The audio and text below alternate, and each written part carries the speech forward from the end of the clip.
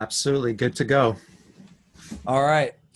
Okay, guys. Well, I'm going to run through just a couple of things from today. We've got a little bit of market action, and things seem to be kind of positioned in a way where we could get a big move pretty soon. Here we go.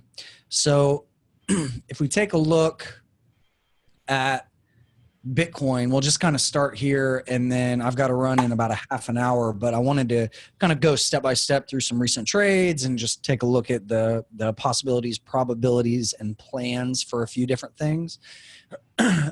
So, you know, kind of as we've been talking about since December, really, we've been in just a multi-month consolidation pattern, kind of similar to back here. And we were having a conversation in the room yesterday about, is this accumulation? And the answer is that, any consolidation pattern could be considered accumulation, right? But the thing that you don't know until after the fact is that the low? Is that going to be like the long time low of a market?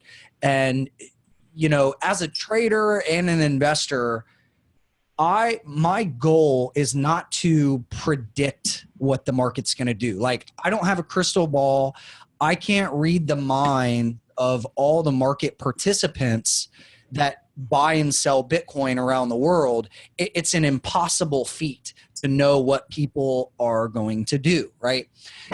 What we can do, and really the real goal as being traders and investors in any market, is to look at the world as it sits today and come up with a hypothesis about what could happen, and then decide if there's a high enough probability scenario that you see that's worth risking your capital, right? That's really the right way to think about it. And I guess the opposite side of that is, people like on Twitter and stuff that are like, asking like, oh, Target, or where should I buy? Like, I can always tell when somebody doesn't know what they're doing when they ask a question like that, because that means that they don't understand the basics of how to plan a trade and how to look at both sides of the market. And so for an example, like coming back to 2014, on the way down here, there were several points along the way that were quote unquote accumulation, right? Consolidation, accumulation. And so what we were doing, we weren't trying to guess where the low of the market was. And in fact, even when we bought here at 188, like, we didn't know that this was going to be the low until it held after the fact. We were able to look back and go, oh, okay, that was the low. Now, with that said, there were several things that we could stack in our favor to make it a higher probability. We had 100% retrace of the prior bubble. We had a 30 to 50% washout over a 2 to 3 day span, right? All the things that we've talked about dozens and dozens and dozens of times over the past couple of years. So what we were doing along the way is, throughout 2014, I was slowly accumulating, right, on the way down, which means what? Well, when you're accumulating and prices are falling, that means you have a drawdown, right? But to counter that, we were shorting breakdowns, we were buying dips, right? We were actively trading to hedge against those kind of cold storage or position trade drawdowns, right?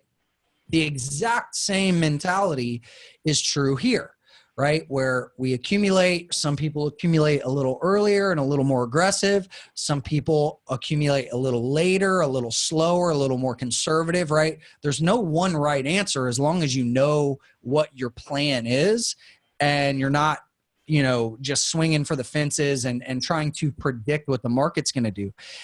A better way to look at it, in my opinion, is instead of trying to predict, like right now, like for example, we could look at this and go, okay, well, what's the market going to do? Well, I predict that we're going to see a big green candle today that's going to break through 4,200 and we're going to see massive volume, right? I don't know if that's going to happen, right? Because I can't read the minds of all of the market participants. What I think a better approach is to react, right? To say, to basically think kind of like a computer, where for any of you guys that are coders, how do you write code? Well, a lot of it is based on if-then statements, right? If-then scenarios. So I prefer to approach the markets and investing like this.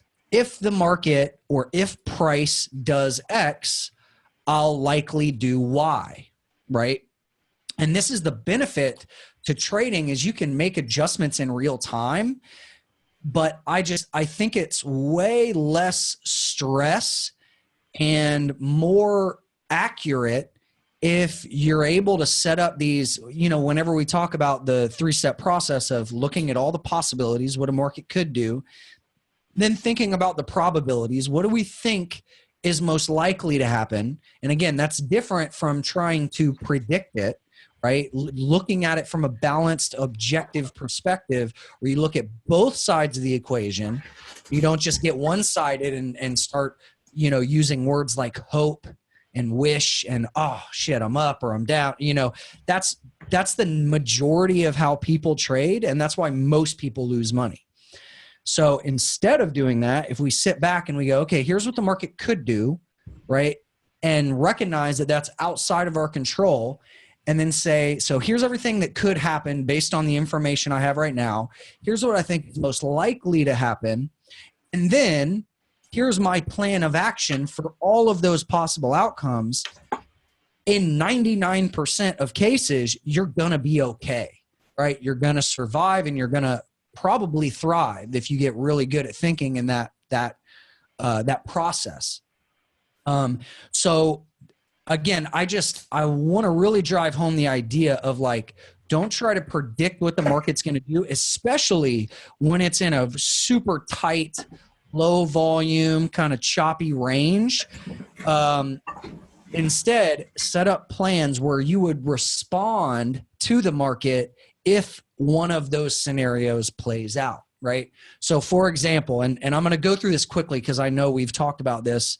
We've been talking about the same plan of action for basically 2 months now. So here's an example, the bull case, right? The green line.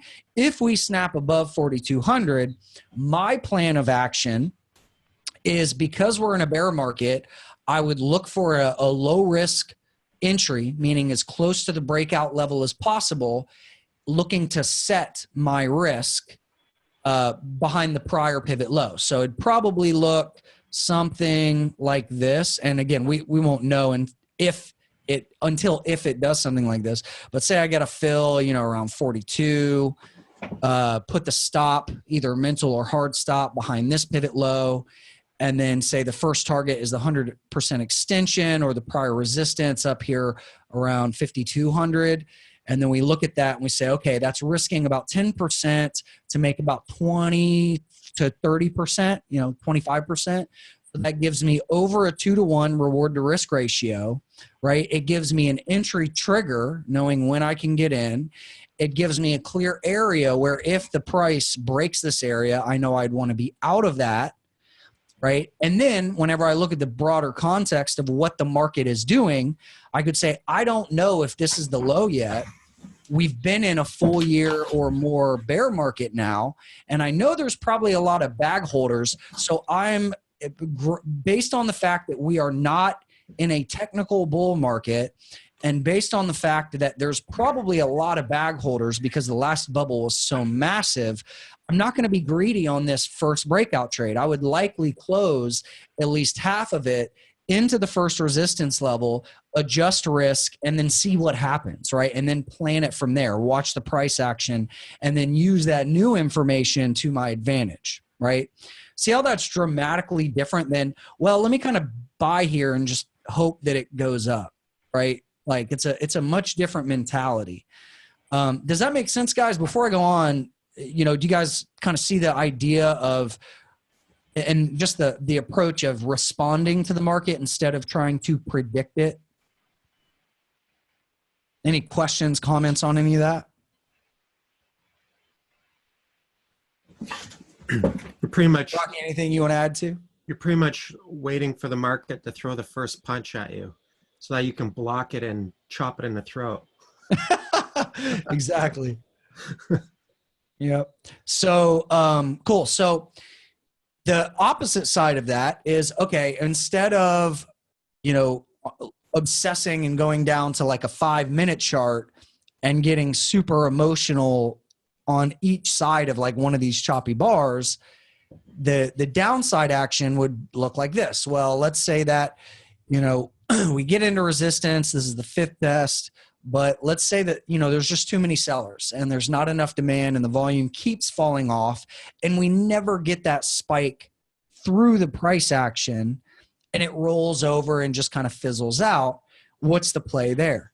Well, you have two options, actually 3 options at that point.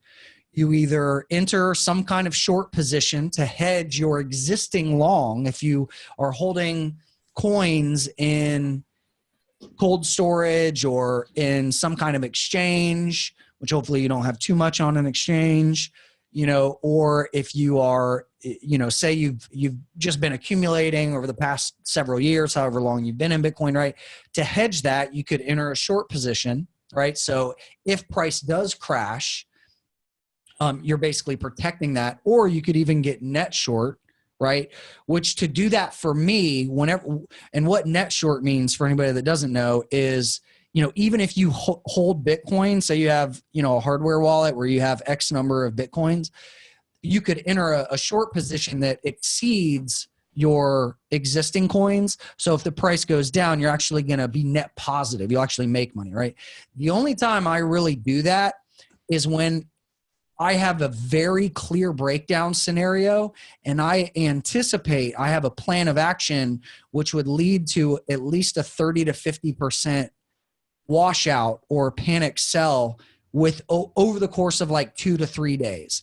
I don't like to be net short Bitcoin long term because of the fact, you know, we've seen so many fast short squeezes and, you know, the cost of borrowing, stuff like that. So that's one option, right?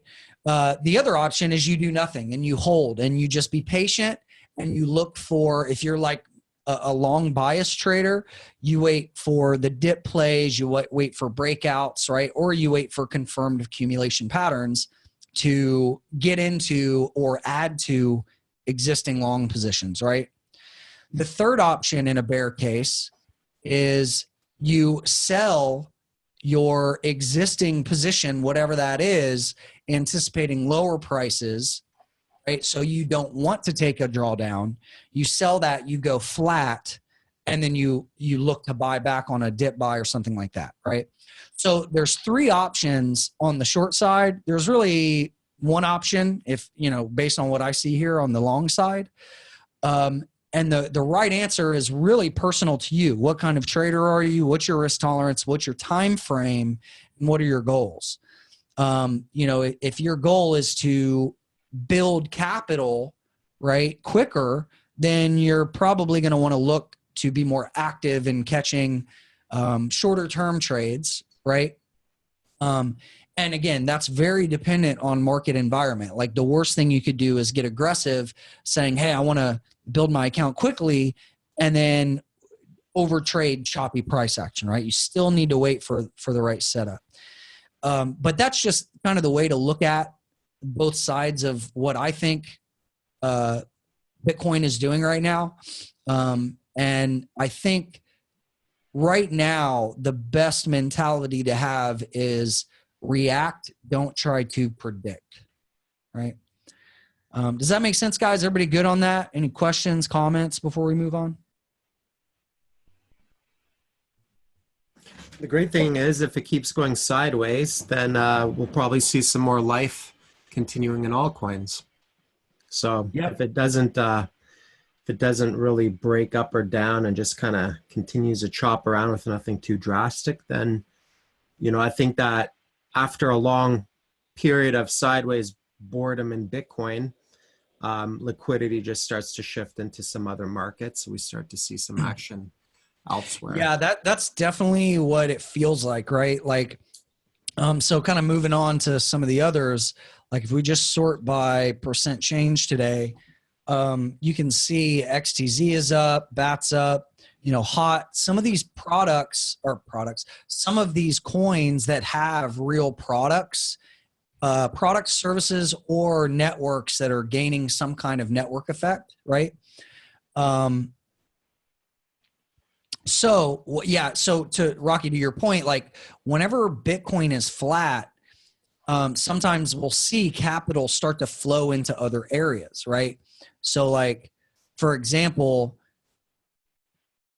XTZ today this is, in my opinion, just a very nice accumulation zone where you've got, 2 or 3 touches of support, kind of a clear resistance break, right, on increased volume. And then what I look for is follow through. So I got some fills. And if you guys look at that chart, I'll see if I can pull that up.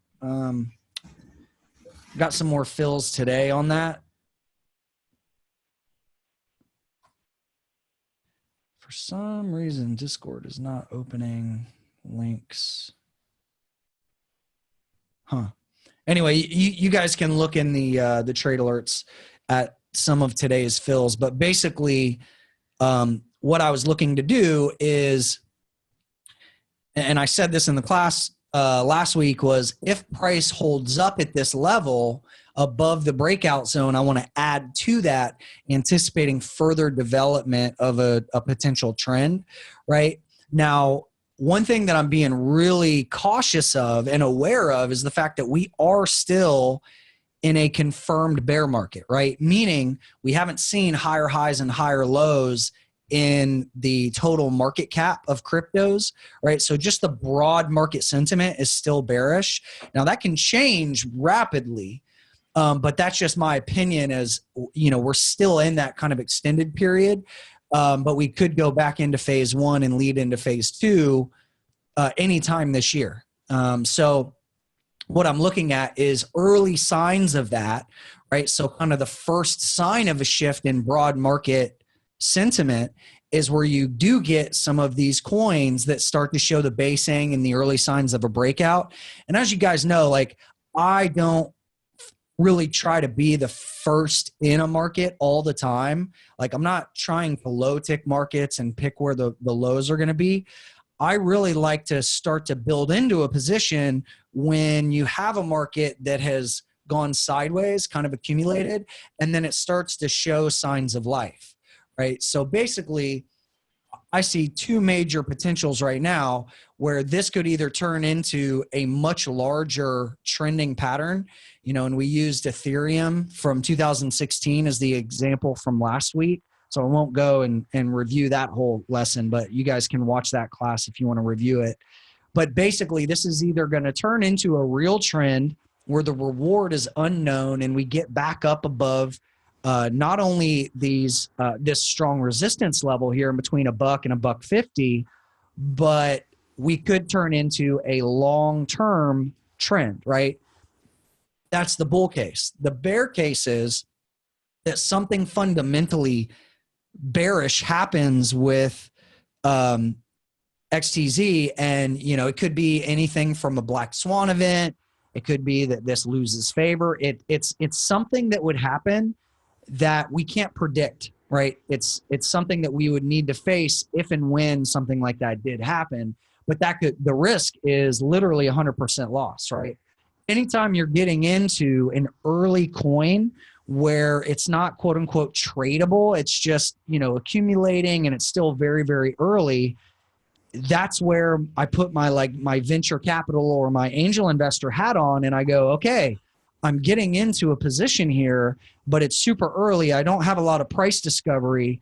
So therefore, this whole thing could fall apart and go to zero tomorrow, right? And you have to accept that as a possibility, because that's happened, right? We've seen coins do that. Usually it doesn't happen overnight. Usually it's kind of like the slow kiss of death, and it just kind of bleeds out to zero or close to zero, and then it gets delisted, right? But the idea is you make bets based on what you see and you respond to the price action. And then as long as you implement good position sizing and risk management, that should never take you out of the game, right? That's goal number 1, is survival. Never risk more than you can afford to lose on any one position. If you ever look at a position and you go, man, if that goes to zero, or if that goes down by, if I take a 50 or a 70% drawdown in that, that's going to severely inhibit my ability to get into other positions. That means you're probably positioned too big, right? And Travis has talked a lot about the Kelly formula, and we've talked about, in the boot camp and in these updates, kind of how we position and how we think about things. So you have to decide for you what those numbers are. But at the end of the day, like, the one big sin, the one big no-no is never get into a single position that if that turns out to be a black swan disaster, that will take you out of the game. So survival's goal number one. Number two is consistency, and that's where you start to see those real gains. All right. Yeah, cool. So absolutely. I was just reading the chat, Rock. Yeah, go ahead and say what you were going to say about your position. Yeah, for sure. So, so yesterday we shared our positions and so on and so forth. And one thing that's interesting for myself personally, one thing that I'm doing that's a little bit interesting and different than the last cycle is I've just kind of chose a handful of projects and I went a bit heavier on them versus being in a ton of different projects. I've been in, in bull season or whatever, I've been in like 20 different plus coins at a time and so on and so forth. And for trading, I think there's definitely some short-term merit to like the shotgun approach if you're in a bull season. In my particular strategy that I'm applying right now, I've gone a bit heavier on a few coins, what I feel are going to be winners or have a higher chance of survivability.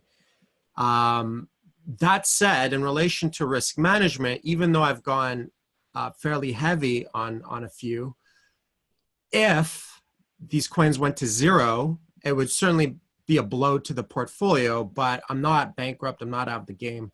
I'm still in the game. I've got fiat in the bank I could deploy to buy more crypto. I've still got some other crypto. It's really comes down to everything is risk to reward. And sometimes when one takes big risk, sometimes we could also get a bigger reward if calculated properly. But what really comes down to is, even as far as anyone's overall crypto holdings in general, getting wiped out shouldn't bankrupt you, type of thing, right? So where people will really get in trouble is if they go completely all in, if they have zero diversification whatsoever, or if they go into debt. That's generally a big no-no. Now, that said, in 2015 and 16 and the beginning of 2017, my net worth was probably like 95% crypto. So that obviously, like I even kind of bend my own rules a bit in relation to it. Really worked out, but that's also because as a new industry and I was just starting my capital out, right? When you make capital and you actually have something bigger to lose, capital preservation starts to weigh in a bit heavier than trying to generate new capital, right? Yeah. Well, and I think it's all about the market cycles too, right? Like if someone were to say like, okay, well, I'm going more aggressive after prices have fallen 90 to 95%, I'd be like, okay, I understand that, but if, the people that were like leveraging up as prices were going parabolic, that's just asking to blow up, right? Yeah, exactly. There's times when not to do that. Yeah. And then in 2015 when I was pretty much mostly all into Bitcoin and crypto, that was just my life, and I was also building up my capital, right? I started from like zero, and then I had to build that up and hustle to be able to build a crypto portfolio, right? And that worked out. And it could have failed horribly. And if it did fail horribly, well, then, you go back, I would have gone back to the drawing board. Yeah. And that was just the risk for me at that time. Another point I'll make too is like, if anybody made any of those mistakes, like it's okay. Like a lot of people will go through the full range of trading and investing mistakes you can make. But that's why I say, like, when you're starting out, like, just trade smaller sizes. That way you can make those mistakes on smaller sizes. And like the one thing that always gets me, that like affects me personally, is whenever I hear a story of somebody just blowing up. Like, my first blog post ever about Bitcoin was in November 2013, when I was bullish on Bitcoin long term, but I saw that there were a lot of people emotionally buying around like $900. And that's why I put that blog post out saying, hey guys, like, I think this is a parabolic bubble, blah, blah, blah. And I got a lot of hate from it, but there were also some people that said, hey, like, that was a good warning. I heard both sides, right? Some people were like, I didn't listen to it. Other people were like, I did, and it saved me. So the biggest thing though is just like, don't get taken out of the game, right? So, okay, back on point. I know we went off on a little tangent. I just think it's very, very important to talk about that, because I just don't want anybody blowing up on any one single position. Okay, so that's XTZ. The other that I actually got some more fills on just today were BAT. So I still have a relatively small position in this, but we talked about this a couple weeks ago. Started to scale in around the 15-cent mark. You can see today, again, nice breakout, pull back to retest the breakout, and then started to ramp up again. I really don't know what a good profit target on this would be. For me, this is more of a longer term play. And like, the reason why I'm buying some is because it has a real product behind it that I think has a decent probability of taking market share away from Chrome and Firefox, and just really changing the way that the internet works as far as like ad platforms and revenue from paywalls and stuff like that. So if you don't know about the Brave browser or what BAT's doing, like, now's a good time to look at it. It's still pretty early. And I think, let me look at actually CoinMarketCap. I want to see what exchanges are trading the most volume right now. So Binance, Coinbase, Bittrex. Okay, so yeah, I mean, it's trading good volume on the exchanges that we can actually quote unquote trust. Yeah, if we look back at the price history, so Brock, do you know the first, or does anybody know the first exchange that listed this? Was it Binance? Oh, that's a good question. June 17. Can't even remember. Anyway, so the all-time high. Oh, Bitfinex too. The all-time high was what, 85 cents ish. And so you can see, just based on this prior history, there's a lot of support down here in the 10 to 20 cent range. And so it is starting to ramp up again on the shorter term daily chart. So I would say, 30 to 40 cents is a major resistance level. So that would kind of be, if we're looking at measured moves.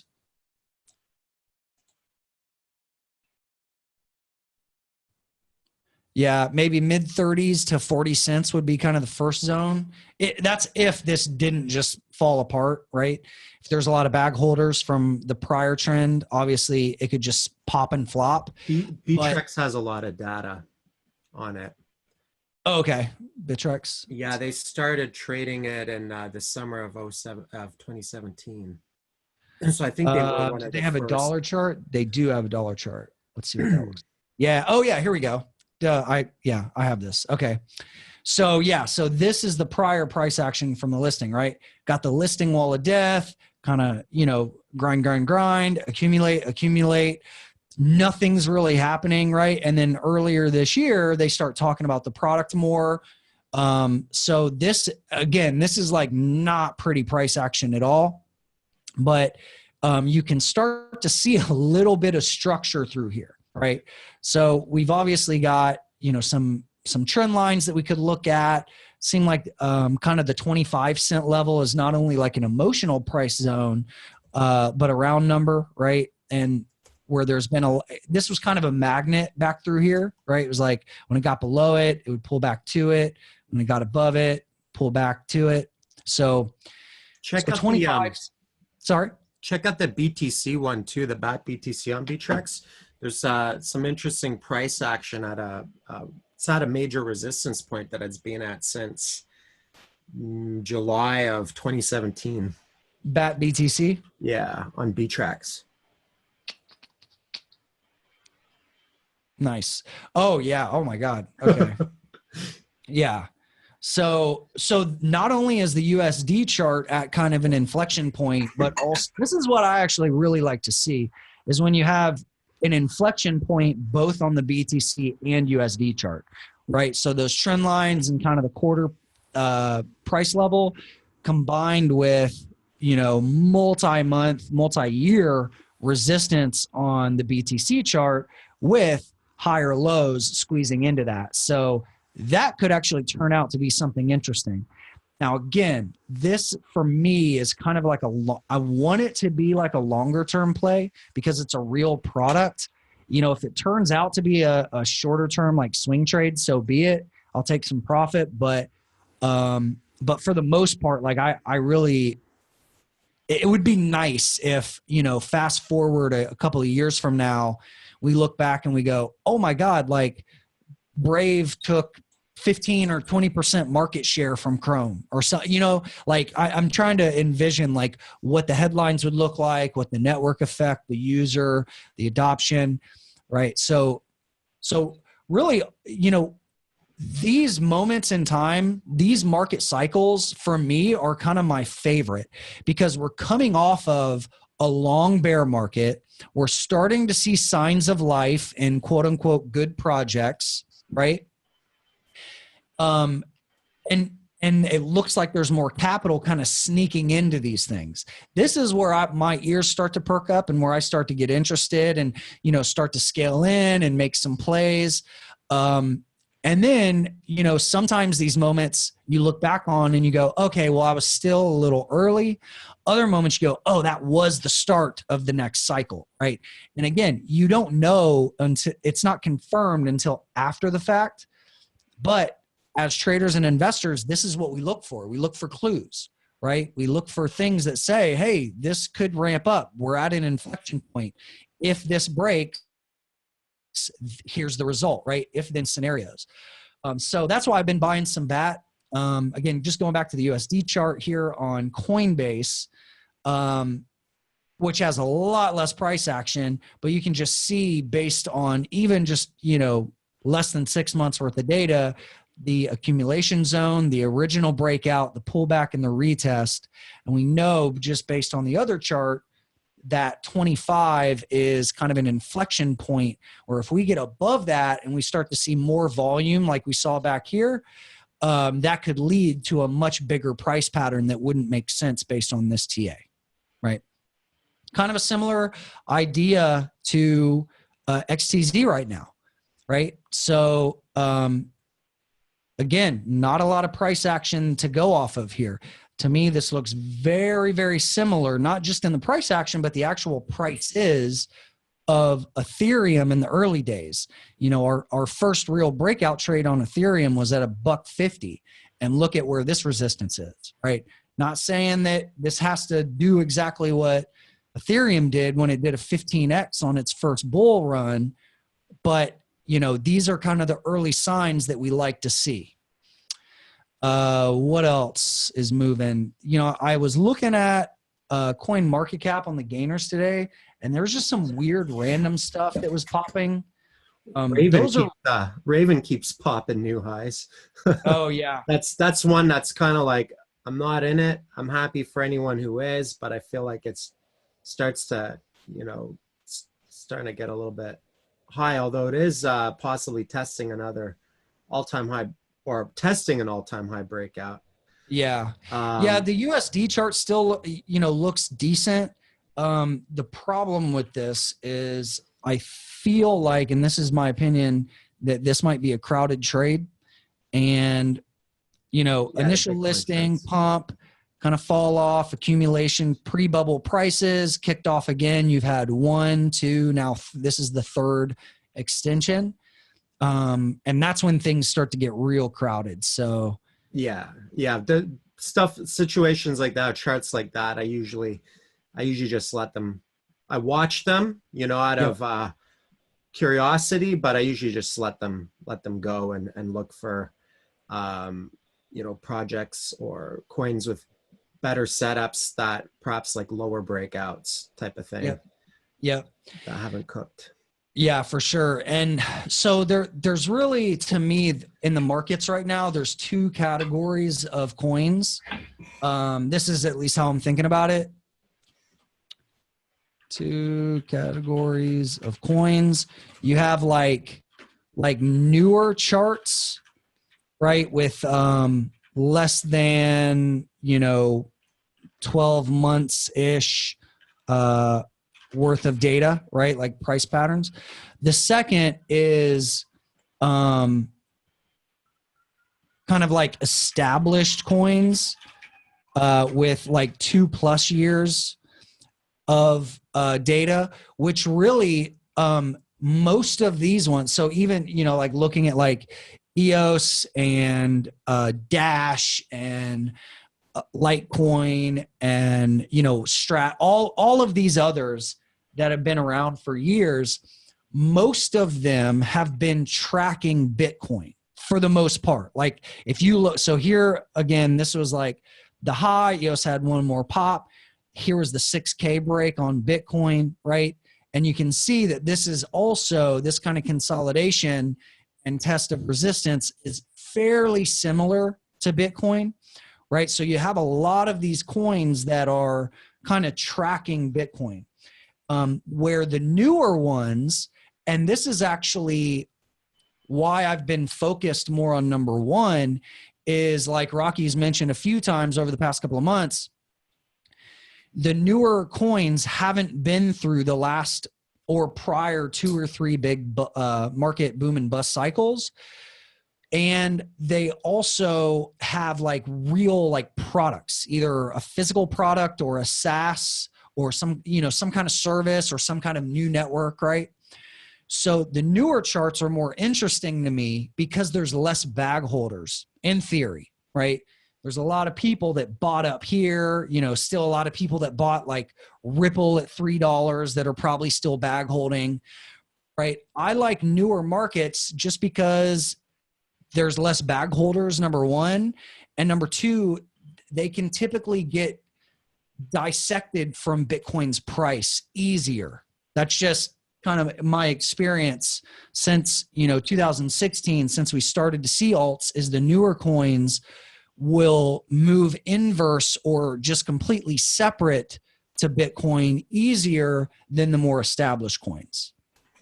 Yeah, I have this kind of twisted thing where like I don't want to eat people's table scraps on the floor. And what I and That's a good way to put it. yeah, because the thing is like I know that in crypto, one of the biggest edges that we can have as an investor is to be an early adopter on a winning project, on a new Yeah. big project, and to actually get in on like ground zero, right? And Yep. so like even if something like Ripple has more upside, and it probably does on the next cycle or whatever, for me, like having traded and bought it at fractions of a penny and having been there and stuff. Now I didn't hold it for as long as some people have, but the idea of like buying it at 30,000% higher than where the super early adopters got in, I just like, it kind of makes me cringe a bit. It's just not it's not my style, right? So I prefer to go on the hunt for something that's like virgin territory, fresh Yeah. coin territory, on something new that I, you know, regardless, like I could look back and say, okay, I was an early adopter. I was there on the ground floor for that particular project. And because it's like what you say, not only am I, buying someone's table scraps that they paid nothing for, but there's a lot of bag holders, right? And with those bag holders comes like quote unquote large community members, and they often have large communities and blah blah blah. But it's just more a lot more resistance to plow through, and Yep. it seems like a lot of noobs who come into crypto usually just chase the big glittery projects that have a lot of hype and a lot of bag holders right off the bat, Yeah. instead of diving in and trying to hunt for something newer and more innovative. Now that can go to the extreme opposite. Like some people will dumpster dive into micro caps and dive into new projects that are absolute dog shit. So that's the extreme opposite, right? And sometimes that could work out, but for the most part, I think a lot of those are crap, like either clone coins or just not enough funding to actually make something of it. So I think there's like a kind of a sweet spot for me where a project is like big enough where the risk of it just completely dying is a lot lower Yeah. versus some micro cap, but not too big that it's like oversaturated table scraps and Yeah. or a And, fourth and generation pump cycle or something. to your point too, so there's another, whenever we're looking at coins that have had big cycles and we know there's a lot of bag holders, like if something starts to ramp up again, I usually ask this question, like, what has materially changed with the project since the last cycle, right? So like looking at like the 2013 Bitcoin bubble, and then like once we started to get into 2016, I'm like, is this a dead cat bounce or is this the start of something much bigger? What we can do is we look at that and say, well, what's materially changed? Well, the NASDAQ's on board, right? There was a list of 1,000 things fundamentally that were more bullish in 2016 than 2013, right? So like with a project like Ripple, I would look at this, like say it started to ramp up and challenge 60 cents, and then maybe we had a little 1, 2, 3, 4. And I'm like, okay, is this going to be something where in a year or two, it's going to do one of these, right? And then I would calculate, okay, what would the market cap of that look like? And is that realistic? And does the current story behind that project support that, right? Probably not. That's just my personal opinion on this one. But, let's say it does ramp up and then, some news comes out and there's some adoption, or like a government is like, yeah, we're going to work with Ripple in XYZ way. And then we say, okay, the fundamental story has changed. There's something material here, right? And then we have a thesis for the next bull trend. But I'm always, always, always hyper aware of these prior resistance levels, because the mentality is the people that bought on the way up, that didn't take profit, thousands of people around the world are thinking to themselves, if I can just get back to break even, I'll close. Right? That is one of the most deadly statements in trading, but unfortunately, most people think that way. If I can just get back to break even, I got in here emotionally, I chased, I know I shouldn't have, I can just get back to break even. So what happens is when you get these pops into resistance, you'll see these V tops, right? Where even if it spikes really fast, it'll get sold into equally as fast, right? That's why we didn't buy here. That's why we're looking for follow through of a 1, 2, 3, 4 pattern, right? Because that's confirmation, right? A break of 60 cents on something like that would be confirmation that at least this level got cleared out, right? And that something new might be developing, where you get 3, 4, 5, 6 run, retrace, extension patterns to the upside. That's where the money's made, is in the meat. It's not guessing the exact low. So that's what I would say. Grinda and anybody else who's asking about, EOS or Ripple or Litecoin or any of these older projects that have been around for a couple of years, in the next cycle, I want to know, okay, what has materially changed? Is there more user adoption? Is there growth? Is there a new product? Is there something that could support higher valuations of this project, right? Because at the end of the day, that's really the most important metric, is market cap. right? Like, what is this thing worth? That's why so many people got ran over when they were buying Ripple at $3, is because they were just focused on the per token price. When really the thing that mattered was, well, what is this actually worth? You know, but most people don't think about how many circulating coins are actually out there. So that's just my opinion with kind of the legacy coins, or the ones that have been through a full cycle. And like Rocky said, like, we don't want to eat other people's scraps unless those scraps became more tasty for some reason. Yeah, for sure. And also just to add to what I was saying is that, and for me, I'm talking mostly like investment wise, like long-term investment for the next cycle. That's kind of been my strategy. But if there was like a specific trade setup, like if Ripple were to, break out and go from, 30 cents to $1.40 or something, then to me that's a different story. It's shorter term.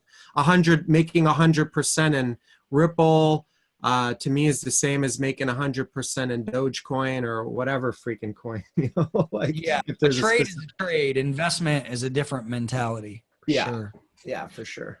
And there are, if you look at a lot of these, there are a lot. So this is total market cap excluding Bitcoin. So this is basically all altcoins. You can see down over, as of right now, around 90% or 85%, but at its most, it was down over 90. And you can see there's just a lot of charts that are following this general premise. And by the way, I don't think we can really trust the volume data here. I don't know. Yeah, actually, I don't know what exchanges this chart is using. But either way, forget about volume for a second. Let's just talk about the price action. There are a lot of charts that look like this, where you have the red wall of death, right? You have more consolidation. And then we have a trend line at prior support turned resistance, right? So a lot of coins are in this scenario where it's at an inflection point where you're either going to get a breakout above resistance, or this is going to turn out to be another bear flag for an extension to the downside. On altcoins as a whole, I tend to be more bearish than bullish, because there are a lot of projects that, in my opinion, still need to fail to clean out the ecosystem. And then during the next bull cycle, I think it'll be less projects in total that hit a bull cycle, and they'll be higher quality, right? That's why Rocky and I have both been saying, like, we're going to be more selective, right? And focus on the projects that are doing it right. The last cycle was just stupid. You just had anything and everything, from dumb retail investors to supposedly sophisticated venture capitalists that were just throwing money at everything and anything. And when that happens, a majority of those need to fail. It's healthy for the crypto economy that those go away. In fact, I would have preferred if most or all of those scam coins and the projects that never had a shot at succeeding at all, if they never raised capital, we would all be better off if that never happened, but it did. So here we are today, where I think more projects still need to fail. That's why I just think it's smarter to be more picky and to really understand what you're trading, and keep in mind that, hey, there's a lot of bag holders in these legacy ones. So if you get a pop into prior resistance, I wouldn't ignore it. Yeah, absolutely. In a bit, I'll talk about my zombie coin volume indicator. Peak, basically, like, if you look at a lot, like during the peak parabola, during peak euphoria, a lot of dead zombie coins were pushing crazy volume out of nowhere. And I was just thinking about that today as I was going through some older coins and older charts and stuff, just kind of making mental note of projects and coins that died from 2014 and 2015. And some of those coins, like, even though they're dead, they'll still trade, and there's no network or whatever, they'll still trade on some worthless exchange somewhere. Just the idea, the faint ghost of that coin will be trading, which is why we call them zombie coins. Yeah. It's like coins that trade on garbage can exchanges that don't even have a network. You know, they're just like tickers. You're just trading like empty shell tickers, right? Yeah. But one thing that's quite consistent in the last two alt bubbles is volume went nuts on a lot of those zombie coins, even during like peak 2017 and so on and so forth, during the alt season this summer and during peak USD price 2017. Pretty much like everything rose, everything, you know, like even dead shit rose. And, you know, one example is this coin called Mooncoin. You know, it's pushing like under $1,000 in volume a day for years because it, you know, died as like a failed 2014 project. And then suddenly in December 2017, it was pushing $2.5 million. Right? Like, look at those spikes. You see, you see two spikes, one for the summer alt season and like, just crazy volume, like 4 million in volume out of 175 million market cap. out of nowhere. And then look at the volume like prior to that, it's completely dead. And I'll look at the volume now, it's $230. So that's you know, when I saw that, and I've made note of that before, but looking at it again today with fresh eyes and reflecting on that, which is something I highly recommend people do with the markets and in crypto. Next time, and if in the next cycle we start to see zombie coins pushing insane volume like that, and you start to see big, you know, the parabola on Bitcoin and all the top coins, but then you see these zombie coins pushing crazy volume out of nowhere, to me, that's going to be a very strong sell signal. Like, this is peak euphoria. Like, it's time to get out of the markets, you know, type of thing. Yeah. That's like one little mental indicator, volume indicator that I just kind of put in my mind for the next cycle, something to watch out for, the zombie coin effect. Yeah, absolutely. This is kind of interesting too, just looking at the shorts. They're at multi-month lows on Bitfinex at least. So, you know, that what I would prefer to see for a breakout, you know, like if say the shorts were up here, like testing this all-time high, that would lead me to believe that there was a higher chance of a short squeeze. Now, just because it's low doesn't mean that it can't pop. It's just the more shorts there are, the higher the probability is that a short squeeze would happen, which means when you break through resistance, a lot of those shorts start to cover, and it creates this like self-fulfilling prophecy effect of like buying begets more buying begets more buying, right? So that's kind of interesting. What else is down big here? You know, it's funny because like even the ones that are down like a couple percent, it's like if you look into the price action, it's basically just flat. So there's not a whole lot that's actually down significantly today. You know, Poly is one of those that it's kind of, Poly acts like Ripple in the early days, where it gets a little bit of a sign of life and then it fades off, gets a little bit of a sign of life into prior resistance and fades off. And that's kind of what's happening here.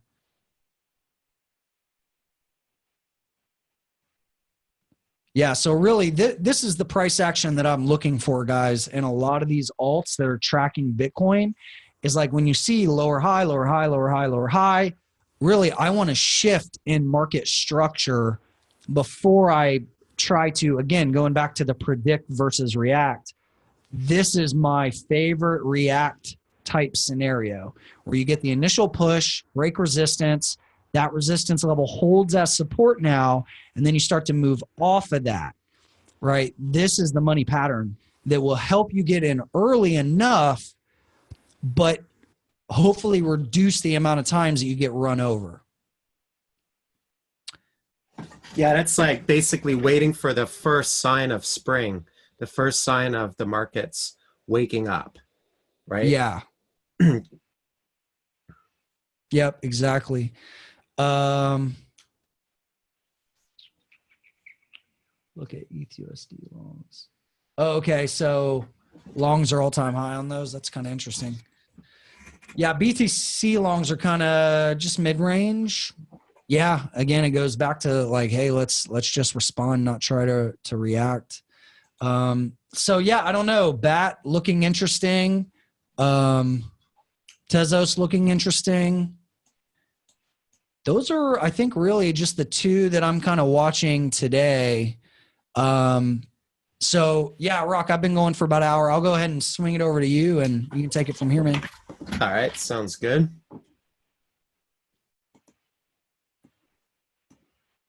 All right. Can everyone see my chart?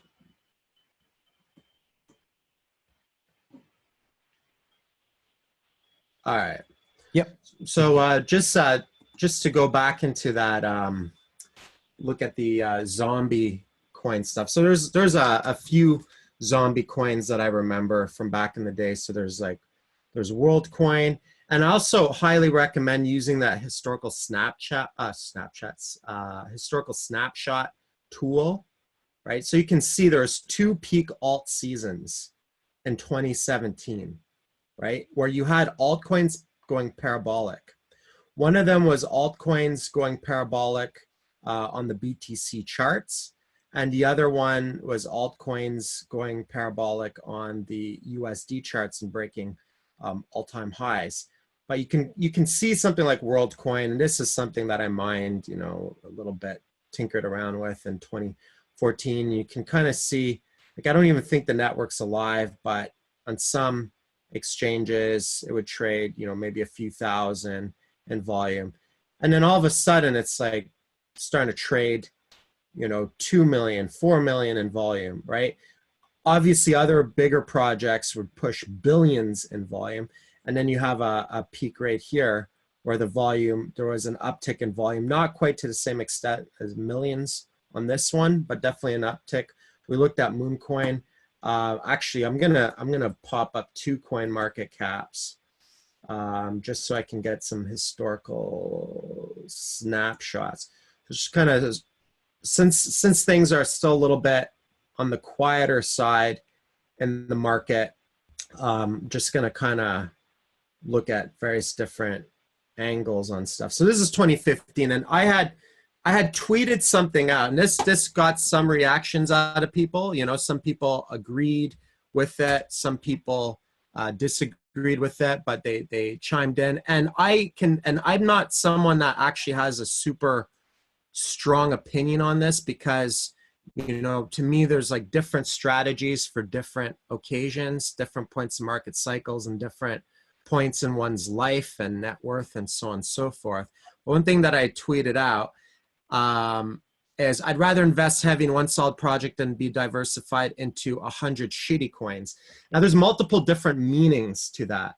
So one thing I mean by 100 shitty coins is that there's a lot of coins like a Paycoin, a Mooncoin, a Quark coin. There's a lot of coins that are just kind of an Apple coin. I mean, you know, who's trading Apple coin nowadays? Anybody, any takers here? Anybody heavily invest in Apple coin today? What about, you know, so this is an example that Dime coin, there was like Hobo Nickels, and there was just all kinds of stuff. So you'll often hear people say, you know, 90% of the altcoin markets are garbage. And there's definitely some truth to that. And the reason why they're garbage is because the barrier to entry in creating a coin or a token is extremely low. As in, like, almost anybody can create a token or a coin. Pretty much just about anybody can. As to whether or not it's going to be successful or not is a different story. It's actually easier to create an ERC20 token or whatever than it is to form a company, right? And also probably cheaper too. So you could be diversified in a whole slew, you know, spread your capital out, you know, and we often see in investing and legacy finance, we often hear, you know, diversification is a risk management strategy. And I think that definitely, and I think there's a formula to that with legacy investors, and they'll diversify in different types of stocks. They'll measure correlation. They will look at various different types of commodities and such, and there will be diversification. And I'm a big fan of being diversified in my overall net worth and portfolio. I think it's a good idea to have some be diversified in some real estate, some metals, perhaps some equities, some fiat, some crypto, so on and so forth, right? Maybe some early venture startups, stuff like that. But with crypto, because everything is extremely correlated, you're not getting the same level of risk management and diversification that you would in other markets, right? Because of the high level of correlation. So we've pretty much like name one, except for maybe perhaps like Binance Coin did well in 2018. And I think that was probably the best performing market of 2018, or the bear trend of 2018. I think it actually had gone up on the latter half of 2018, but there pretty much really wasn't any crypto at all that really survived a 2018 bear trend. And the same thing goes for 2014. So I've seen this in a few market cycles. And so you could be diversified into like, 100 shit coins, and if 99% of them die, then you don't really have the same level of like risk management that you'd get perhaps in managing a different type of legacy portfolio, because of the high degree of correlation to Bitcoin. So now that said, there is some level of risk management to that.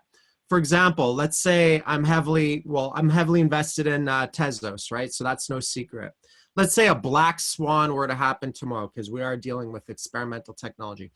A black swan happens, you're like, oh, this is the first self-amending protocol, and oh, turns out you can't actually self-amend a blockchain, and it all fails horribly and glitches out hard or whatever, and hyperinflates 10 trillion coins or some crazy stuff. You never know, right? There's always worst case scenarios. Then obviously spreading out my risk and diversification into other projects would mitigate that risk, right? So there certainly is, it can be a bit safer to spread things out a bit. There certainly is the shotgun approach when it comes to trading. I've done this, especially like before alt seasons or during alt season, where, I'll sprinkle a bit of capital throughout, let's say 20 plus coins, and each one kind of pops off like popcorn, and some of them go nuts and some of them might not do as well.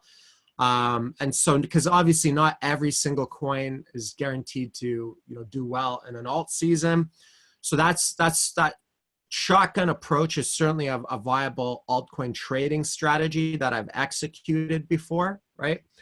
But what I'm speaking of specifically right now is predominantly investing for the next cycle, kind of planting the seeds and investing cycle to cycle, just kind of picking a sweet spot on a project that's probably big enough that it's not going to die, has enough funding, big enough that it's not going to completely die, and that it has enough liquidity to actually accumulate, versus stuff that's overly saturated.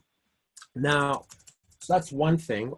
I'll look at the overall total market cap as well, but I also wanted to just kind of share my thoughts in, my thoughts around, or kind of remind folks of my thoughts around Tezos and why I went a little bit heavier. So everyone probably knows the fundamental reasons behind it. Talked about that a lot. But there's a couple of things that I went to the drawing board strategically and, asked myself, one predominant question, right? How can I maximize with my crypto investment, my crypto portfolio? How can I maximize my returns with the least amount of energy? And that sounds like a kind of like a utopic goal or whatever, but how can I maximize my returns the most efficiently, right? So in the last cycle, what I did is I did a heck of a lot of trading. I traded all through the last cycle, tons of trading, tons of hustling. A lot of that is also learning the ropes, building up screen time in front of the markets, getting experience, getting a sense and a feel for how the markets work, and really being in the trenches, and also just kind of like the unknown variable. I mean, no one really knew how high things were going to go, but you still kind of had a sense as an early adopter. If obviously as early adopters, if you don't believe it's going to go higher or whatnot, then chances are probably not a lot of people would dedicate a lot of their energy towards crypto unless there's other altruistic ideals, like philosophical type ideals, would be in our story. But so looking at Tezos and its strategy, so I look back at the last cycle and I thought to myself, in the last cycle I went a lot heavier in Bitcoin. Bitcoin was my heaviest position. Reason for that is it's a safer bet as far as crypto. It's a dominant crypto. Most of the markets are correlated to it. It's the most liquid. At the time, it was the most liquid. A lot of altcoins were very illiquid.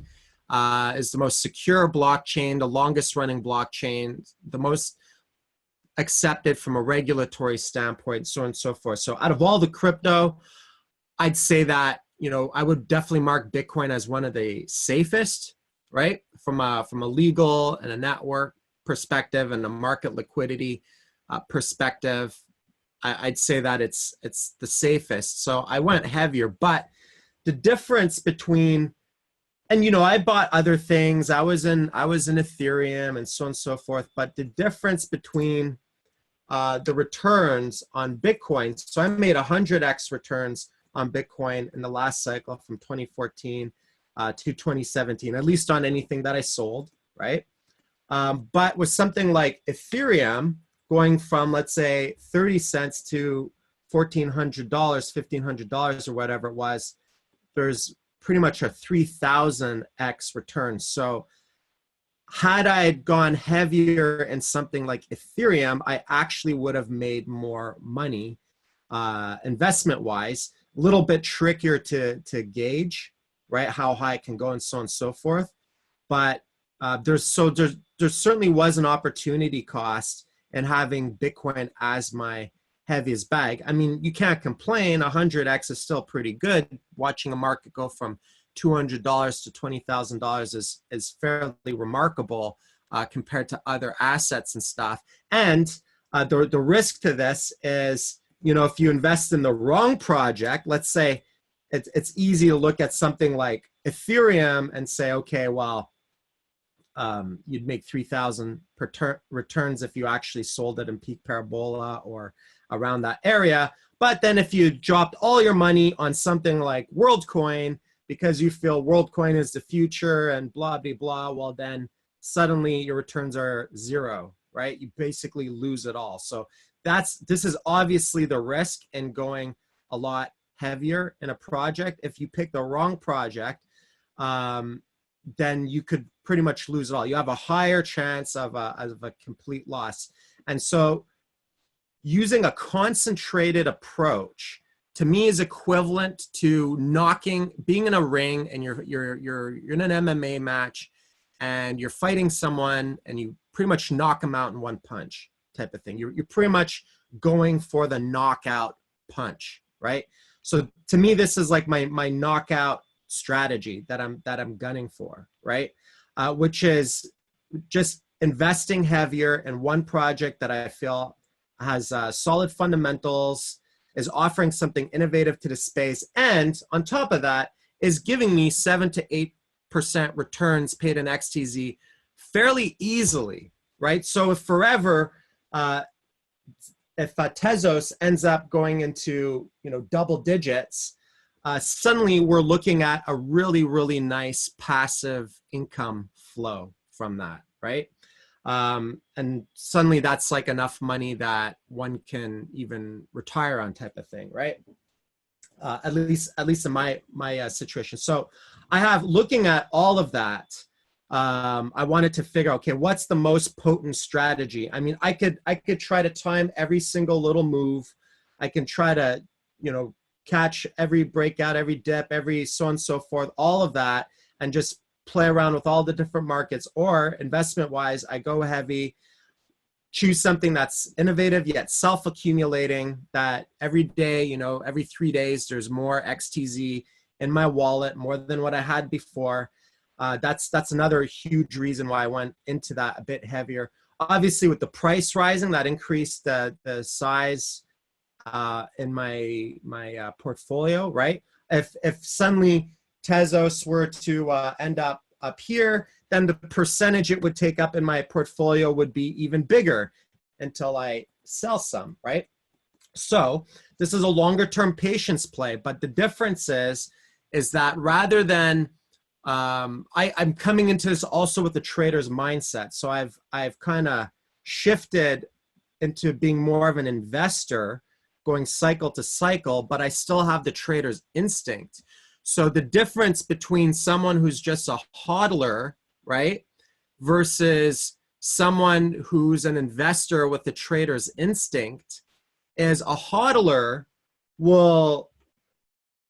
you will hold all the way from, you know, early accumulation into peak parabola.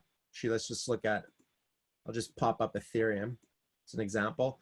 We'll hold all the way into peak parabola, not take them enough money off the table, and bag hold it all the way down, right? And so in some ways, even if they're still up, if they got in at, you know, $1 or whatnot, they'd still be up, fairly good returns. But if they didn't cash out heavy, and if they didn't recognize the signs of the top, right, the peak parabola, the peak euphoria, and they didn't sell and they couldn't let go, you know, they got so attached to their coin. They did a good job in holding, maybe even better job at holding than a lot of traders who are trying to trade all the stuff in between. But, you know, they didn't have, they got greedy. Maybe they sold some and bought back in too soon, or so on and so forth. And then that kind of wastes an entire cycle. So in order for me to execute this plan effectively, I actually have price targets, profit targets in my mind as a part of my plan of what percentage I'm going to sell of my holdings at each profit target, right? So for example, let's say, and there's no guarantees with this. So just because I like this project, just because I've gone in heavy on this project, just because I've had success in the past with trading or investing in crypto, obviously there's still no guarantees. Nothing guarantees that this project is going to succeed. Even though I feel like there's a 90% chance it'll succeed, 90% chance is not 100%, right? So it could still fail, and perhaps none of these targets would even hit.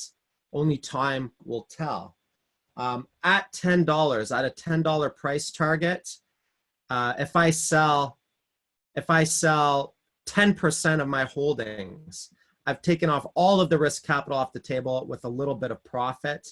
And the reason why I'd be a little bit more conservative with selling, like for some people, they'd be, woo, that's, you know, that's fairly good. That's over 10X, you know, sell half, sell more than that, so on and so forth, is because if it makes it to that price and Bitcoin has not hit peak parabola in the market cycle, if everything hasn't gone nuts into peak parabola, then chances are that there's a good chance that that might not be the top and it could go higher, right? Think of like Ethereum. Like, you know, I accumulated a bunch of Ethereum, and I remember like selling the last of my Ethereum.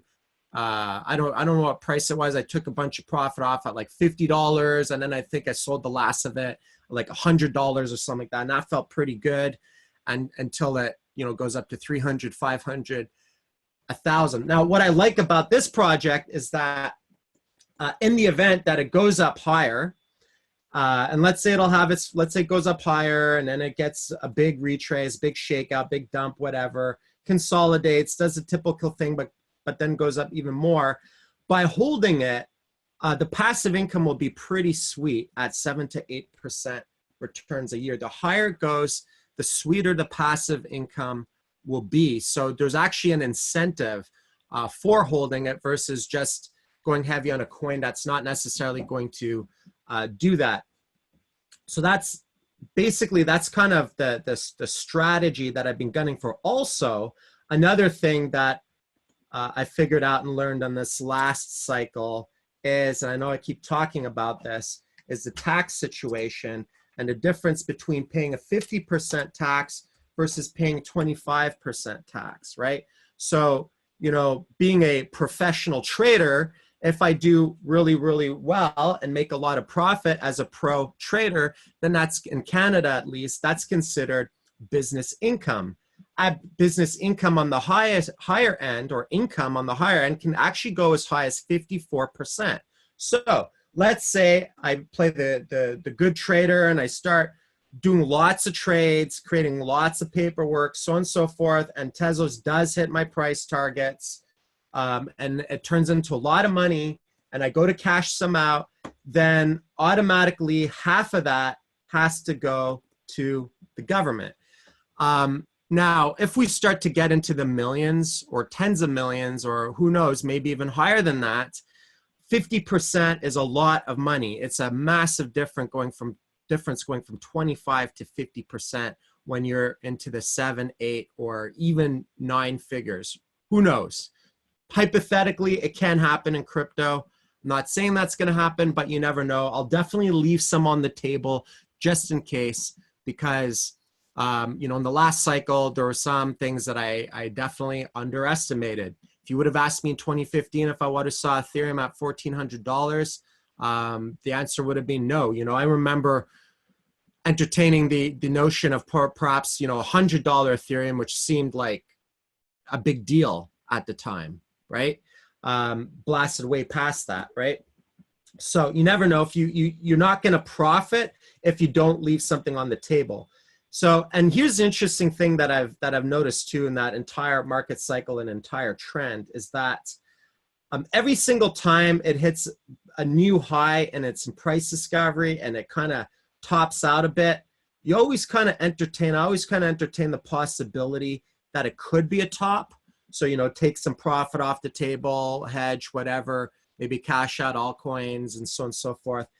But when it was the top, this is the difference. At each point of resistance, at each new high in price discovery, as a trader and investor, it's prudent to entertain the possibility that this could be the top. Bitcoin could have topped out at $3,000. It could have topped out at 5,000. It could have topped out at 7,000. Every time it hit a major resistance, we had to entertain that possibility and then kind of go with the waves, right? Ride the trend, go up the waves, so on and so forth. But the interesting thing is that when it was the top, for me anyways, and for a lot of other people, it was glaringly obvious. As in, the price was just going so crazy, and the euphoria was just so incredibly nuts that you entertain the possibility that it could go higher, but it's just, everything's already beyond one's wildest expectation. It's not to say that the market's going to produce that again, but there are certain signs that we can look for, such as the zombie coin effect. That's what I'm going to start calling it now, the zombie coin effect. When you start seeing dead coins popping off and suddenly they're rising from the dead with volume and stuff, we know historically now that that's a pretty good indication. That and the parabola, right? Just the parabola on the price action, straight up vertical, when it just aggressively, and this is something that we actually talked about a lot at that time when Bitcoin was, let's see, just go back here. When Bitcoin was at peak parabola, one thing we had talked about, we looked at the entire market cycle, and we showed the consolidation periods between the breakouts, how there was like, you know, 6 months, and then there was 6 months, and then it starts to speed up. Perhaps now we get into like 4 months, and then you know, the time frames. This is something that we really pointed out. The time frames. There's an acceleration process, right? Now we're getting into, you know, 2.5 months, and then you get here.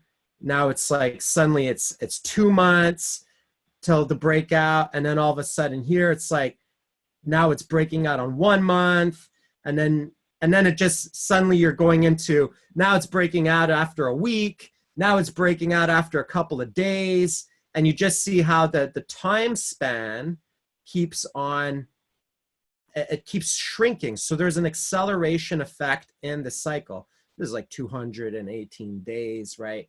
So you kind of see, and then obviously accumulation was almost a year, was it's kind of like not, I think it was like 10 months or something like that. of accumulation. So you can kind of see the process of everything speeding up along the way, for the breakout points, right? You see, can you all see that, how it's just speeding up?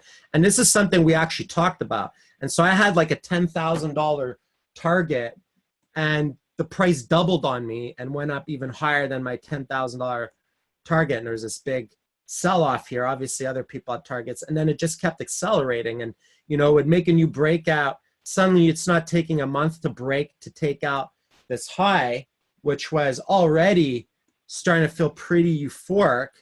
And 1, 2, 3, 4, 5, 6, pretty much 1 week, right? So now we get into 1 week, it just took out that high, right? So the consolidation periods are getting faster, and then now you're getting into days. Suddenly, boom, boom, it just goes nuts, and it doubles, right? So you can obviously see the acceleration of Bitcoin. You see another sign is you see the acceleration in altcoins. You see altcoins going up much higher than anyone anticipated. And then you see zombie coins suddenly popping crazy volume. And then you get those really kind of, those articles where everyone's getting hilariously rich except you. Then you obviously get market sentiment like that, and so on and so forth, right? So that to me is like peak acceleration, peak euphoria. So to me, like that's the easier part in the cycle, not necessarily predicting where the exact top is, but just recognizing that you're in it, and knowing that, it's probably going to come to an end. The more difficult part in the market cycle, the volatility, when you get nice and volatility, even that's a lot easier because the bounce plays tend to be a lot faster. The part that gets a little bit more difficult is when you shift from the slow grind phase into an accumulation phase, which is where we may be now. So obviously this is slow grind, broke down, and we may be in accumulation, but we don't know. It could still make another level. So we're on the edge. So it gets a little, that said, to me, it's a lot better to invest and go a bit heavier after the market's made a huge move on the downside. Granted that the industry is still growing and so on and so forth. But my plan, if we hit another market cycle, who knows if it's going to be as big as the last one, but if we do, I believe we will, because I think that crypto should be at least a multi-trillion-dollar market cap, right, in order for it to reach market saturation. Main difference, though, between this last one and the next one is on the next market cycle, I'm going to treat it like it's the last. I'm going to treat it like it's the last market cycle. That doesn't necessarily mean that it will be the last market cycle. Maybe it turns into stock market and just keeps rallying, right, over multiple years. It depends how much the industry grows. But if I hit the grand slam, if my plan works and I hit a grand slam out of the park, I'll pretty much probably be cashing out most of my chips, and then, not really looking back. Maybe after a long bleed or whatever, buy back in. But at that point, I won't be trying to, time the market and play the volatility and trade and all that kind of stuff. To me, if this plan works out and, we hit that next market cycle, at that point, it's like just kind of, retirement from crypto type of thing, right? So that's kind of like my one punch knockout that I'm gunning for. It's kind of like what Bruce Lee says, if you're not the man who's trained 10,000 kicks once, but the man or woman who's trained one kick 10,000 times, right? So that's pretty much it. Someone's asking me, you'll play as last cycle for personal reasons or technical? I'd say a combination of both. I think that if we do hit another cycle, another peak parabola that could take years to develop, I think at that point the crypto markets will be a multi-trillion-dollar market cap. We probably would be a lot closer to market saturation. Who knows? Only time will tell.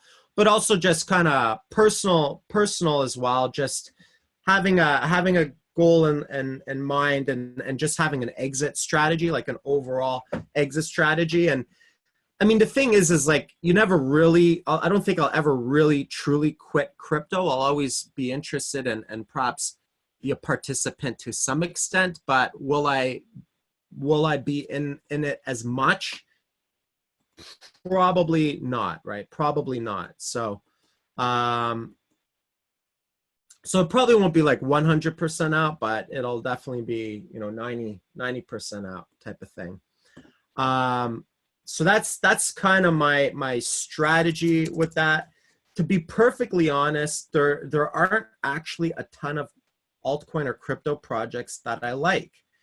A lot of them are either ERC20 tokens, or clone coins that aren't trendsetters, that don't have their own unique code base, or third or fourth generation coins that have had multiple pump cycles, second, third, fourth generation, table scrap coins, or very obscure micro cap coins that don't even have any funding, right? And without funding, like we could all sing Kumbaya and stuff, but eventually developers drop off, they quit, so on and so forth, right?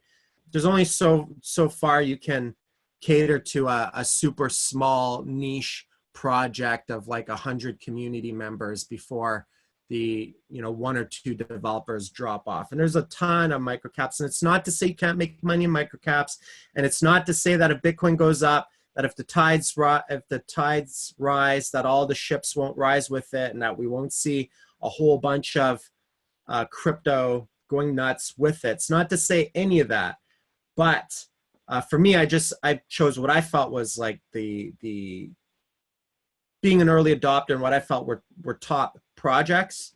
But of course, time will tell, right? Maybe I'm wrong. Time will tell. Holo, yeah, I do have Holo and I do have Zcash. So that's my Tezos play. Now, I will also say that my knockout punch strategy is not necessarily the best example of risk management. I'm just going to say that now. It's one of those things, I'm charging out onto the battlefield type of thing. I don't necessarily recommend it. It's not something for everyone. And if you do that strategy on the wrong project, you stand to lose a lot of money, right? This is probably like the first time I've actually really been half my crypto portfolio in a single altcoin. I've usually been a lot more conservative than that. Spread it out a bit more and usually had Bitcoin as at least half of my crypto portfolio. So this is a bit of a different strategy and approach, but just from the last market cycle, when I asked myself those questions, how can I save money on taxes? How can I reduce my paperwork? How can I choose an investment or strategy that'll maximize my returns, generate passive income while minimizing the amount of energy that I have to put into it, so that I have more time for life and quality of life and all that kind of stuff, or studying other life interests. Those are my criteria. And so this is a strategy that I'd come up with because the price is low enough. And again, it doesn't mean that we can't see more downside or that it's guaranteed to succeed. Now, that said, also, I did, going back to Tezos, when I first started accumulating it, it was like right here before the major drop. And I've been actually, this backstory behind this is that I was actually waiting. I participated in the ICO, and that was about 40 cents a pop. And I was waiting pretty much for it to start trading on a real exchange, because you had these fake supply, fake contracts on HitBTC. This isn't real. This isn't a real market cycle. There wasn't a network that was live. There was no actual coins and supply being traded. This is just by ticker alone. It basically just took a ticker, and it's like, if you want to speculate on this, here's some ticker futures contracts, I guess you could call these futures, that you could be able to buy this prior to the launch of the network, right? So price discovery really only started once the network went live, which was in October of 2017. So price discovery was pretty much up here. So I was waiting for a long time before it was on an exchange that I felt was decent enough where I could start buying when the network was live and real price discovery.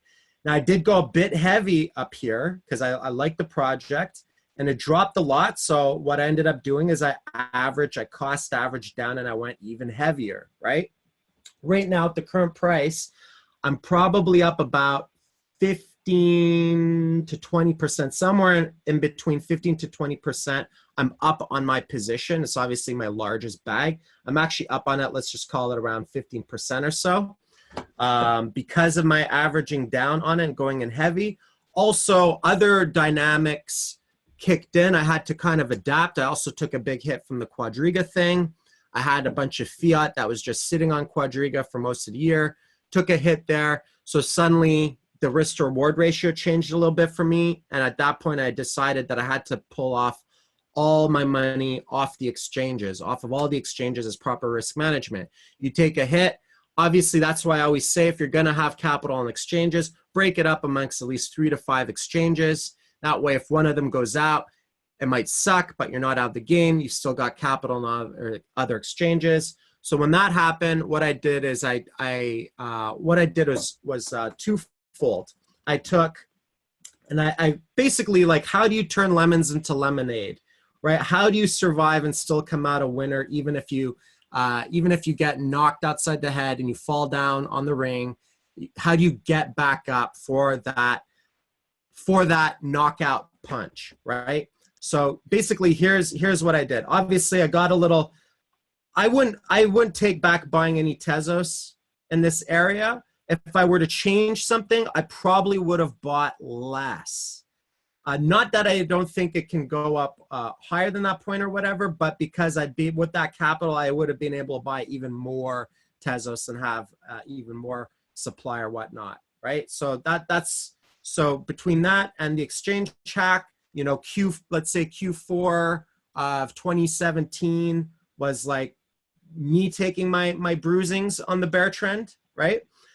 So to turn lemons into lemonade, what I ended up doing after the hack, or I guess Quadriga, can't really call it a hack, after the exit scam or the coins disappearing or whatever the heck you call it, what I did was I pulled all my money off the exchanges.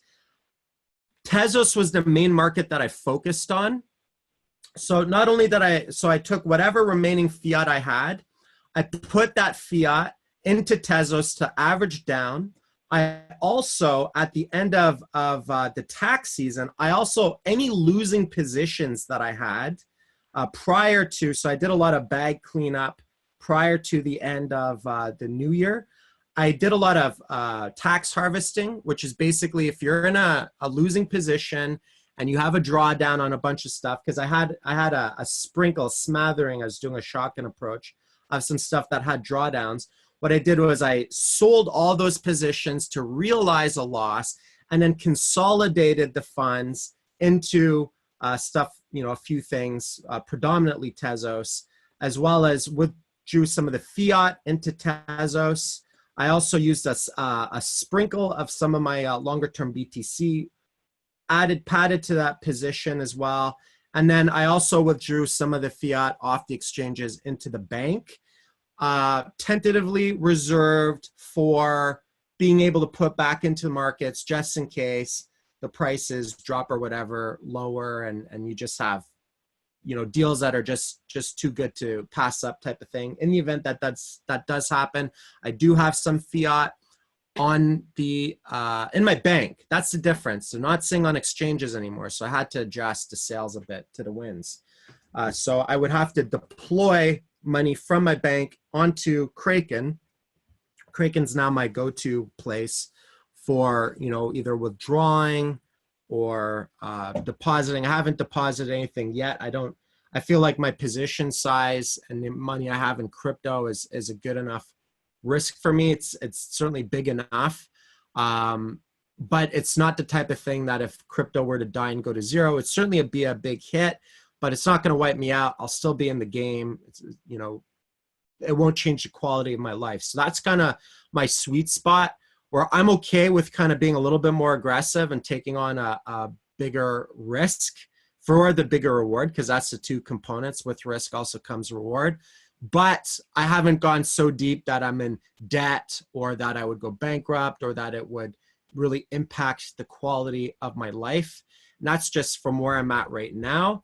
If I was completely new, like if it was 2015 or whatever, then probably if I got wiped out in 2015, 2016, it would have probably taken out 95% of my portfolio, right? Because I was in a little bit heavier, because the prices were so low, and I saw the writing on the wall, and I felt like I need to really hustle as hard as I can to get as much Bitcoin as I can till the next cycle. Everyone's got to kind of adapt that for themselves. So that's kind of just an overview of the strategy that I'm going for. Again, we don't know how this is going to play out. I'd like to look back on a beach in the distant future with a nice Cohiba, and look back to this strategy playing out nicely, type of thing. But only time will tell. There are no guarantees. We always make sure to emphasize that point, because we don't want anybody just like blindly rushing into fire, doing anything just because we're doing something. We share our thoughts and our trades and our investments and so on and so forth. Doesn't necessarily mean that we're right. Obviously, I've taken some hits before. I've made some mistakes before. So that can happen. Of course, it'll happen with any trader and investor. That's a part of the game. What counts in the long run on this marathon is how well do you do over the long run, right? How well do you do over the long run? That's how you know if you're winning at the game or not, right? So even with this bear trend over this long span and so on and so forth, I'm still doing fairly well at the game, and my goal is to do even better on the next round, right? Because I have more capital to invest than I did in the previous. The previous, I had to really, really bootstrap and hustle and grind and pinch every penny and literally eat ramen to accumulate and save up enough Bitcoin to make it worth something. When Bitcoin is at like $200 a pop or whatever. At this round, I'm a little bit more comfortable. I've got more capital to invest. I can take on a bigger risk. And I can also be a little bit more laid back versus having to grind it every day type of thing, right? But everyone might be in a different phase in their crypto career. And then there's some people who probably have 1,000 times or 100 times more than I have, and they're doing just fine too, right? So, all right, so that's Tezos. So I had some questions about Holo. Yes, so Holo is, Holo's, this is actually the irony with Holo is not Holo, not hot on Bitfinex, basically on Binance. Actually, Holochain is the one thing from 2018, the one investment I made in 2018 that's actually up in a decent chunk of profit. It's one of those investments where I kind of wish I'd put more into it. So it's done fairly well, kind of like a BNB. BNB's done well. Holochain has done well. When I got into this, it wasn't even on Binance. It was on Ether Delta, I think it was on Ether Delta. And it was at like 6 Satoshis, and you could kind of see it tagged the 6 Satoshi line. So it's pretty much like buying it right here, and it's up a bunch Satoshi wise. And then if you were to look at it dollar wise from its early inception, it was like right here in this little groove. So I bought it right before it popped. So the price was 0.000418 USD.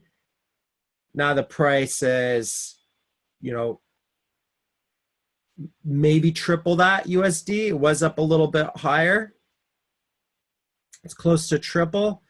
So that one's up, right? Did kind of do a full retrace after the first pop. That one's up, but obviously it's not my biggest position. Zcash, I'm down on Zcash, so I'm not at break even, and I'm not up on Zcash. I'm actually down still on Zcash. One thing that I was considering doing in relation, and I did average down on Zcash, but it hasn't made a move like Tezos. So I'm not at or above break even on that. But if I were to look at Zcash, so this is, it's just kind of a little bit sideways. If you look at it on the USD chart,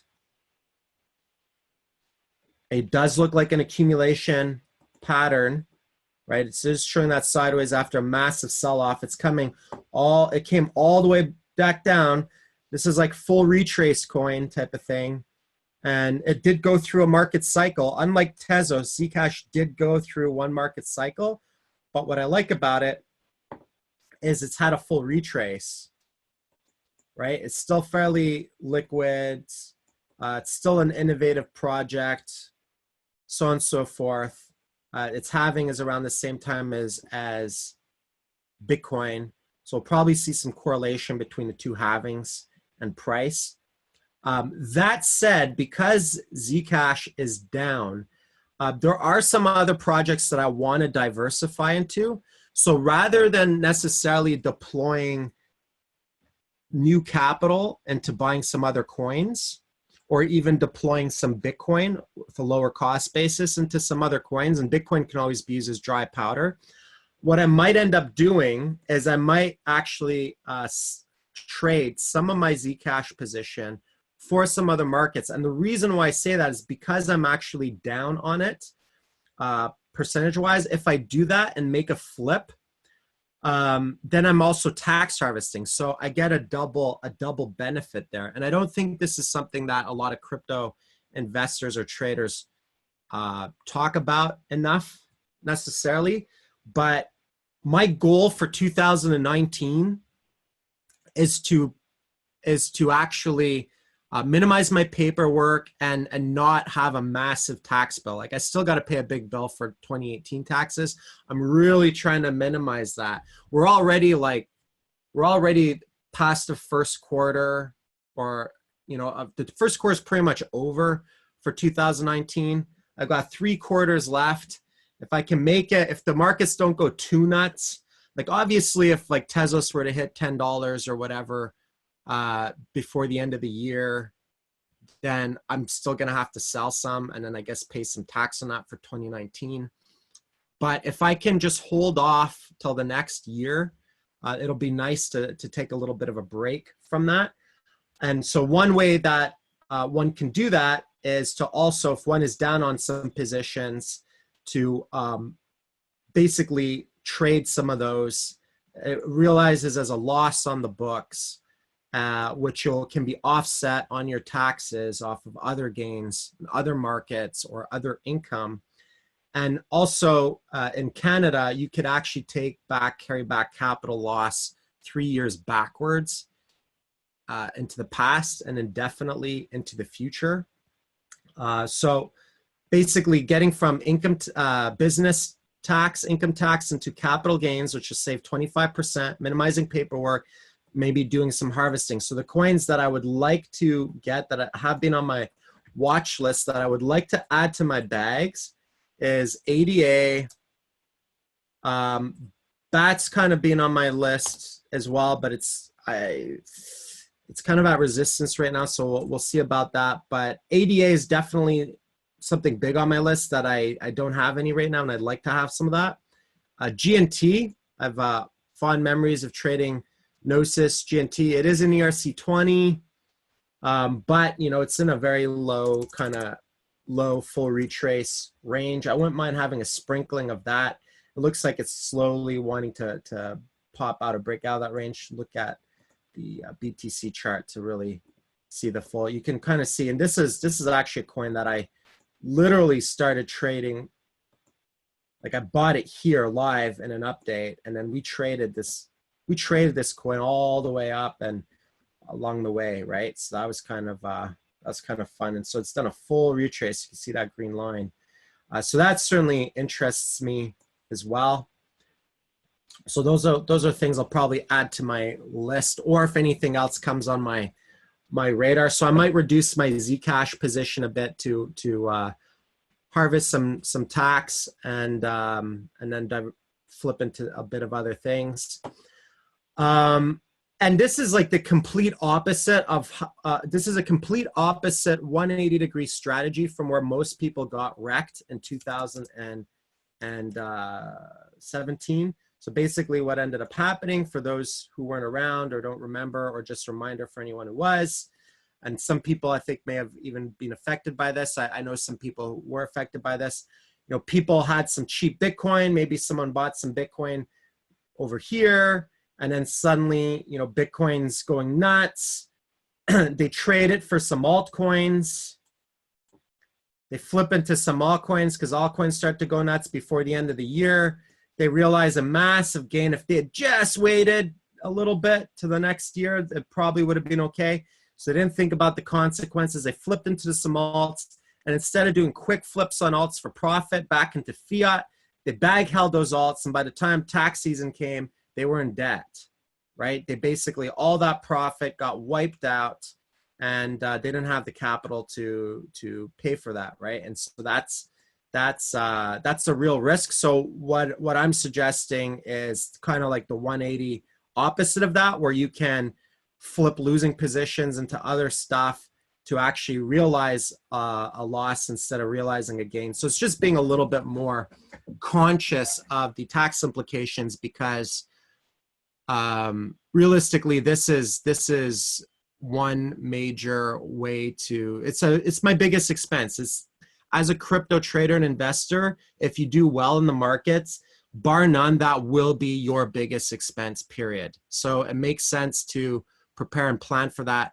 ahead of time, so that you know how to, so you come out of that a winner, right? So let's see. So that's Zcash. I looked at Zcash, looked at Hollow. Okay, let's see what comments. We had a comment. All right. If BTC continues to sideways, feels like spring is coming. We've had some 50% to 200% gains on good altcoin projects. HOT, ADA, XTZ, BAT, REP, RVN, APL, BNB, LTC. In the last 3 months, considering it's the time frame BTC as this new 4K resistance magnet area, plus 85 to 90% drop on alts looks like good probability for support. So if this BTC price continues sideways, that makes good market conditions to accumulate BTC by trading altcoins and or accumulating altcoins. Yeah, for sure, definitely. Definitely. And one of the most effective ways to accumulate Bitcoin is to flip altcoins, you know, flip season altcoins, so on and so forth. And it's pretty much like when we were right here and things were looking a little bit dicey at the time, because there was a lot of inverse correlation. We didn't know if Bitcoin would break out or top out. There's a lot of drama here. I had actually put half my portfolio into alts, and this was the heaviest I'd ever gone into altcoins. I threw in half of my portfolio into altcoins, and then we ramped up into an alt season, and that was probably like the best move that I could have done. And that multiplied my entire Bitcoin holdings considerably, because things are just popping off left, right, and center.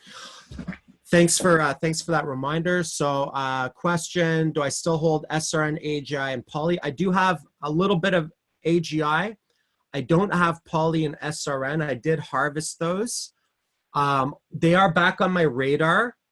So I think there's like wash sale rules where you have to wait at least a month or so before buying back in. So I can comfortably buy back into any of those positions. SRN, not so convinced. Poly, I'd have to take a look at what's happening. But yes, that's another one that I'm also interested in. Poly. So this will probably be on my block as well for the next cycle. And basically, I'd harvested a lot of those prior to 2019 because I was down a bunch on those, and it just makes better sense because you'll actually you get to keep more money come tax season by doing that. So that's pretty much that. So that is pretty much everything I want to say in relation to that. I also want to look at total market cap of all markets. So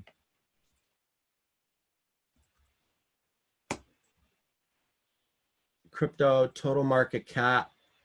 So we'll look at just the altcoins. And we'll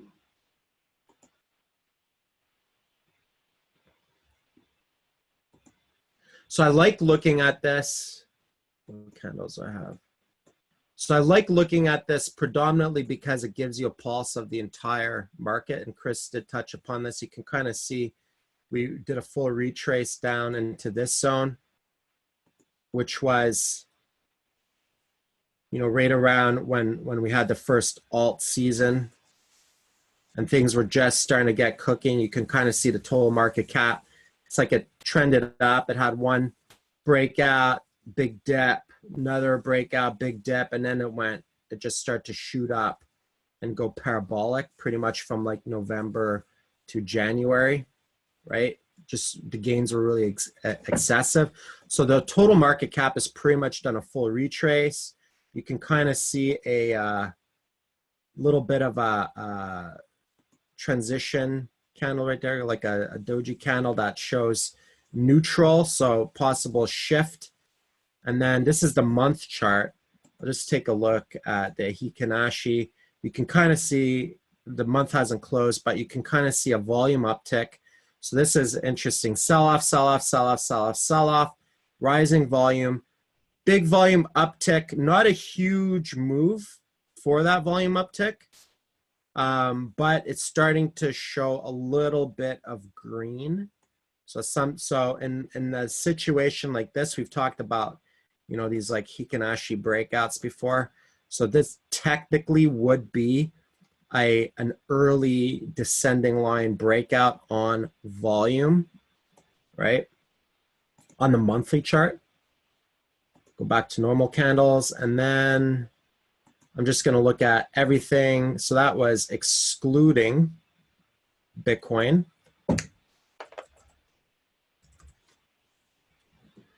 And we're going to look at the total with Bitcoin.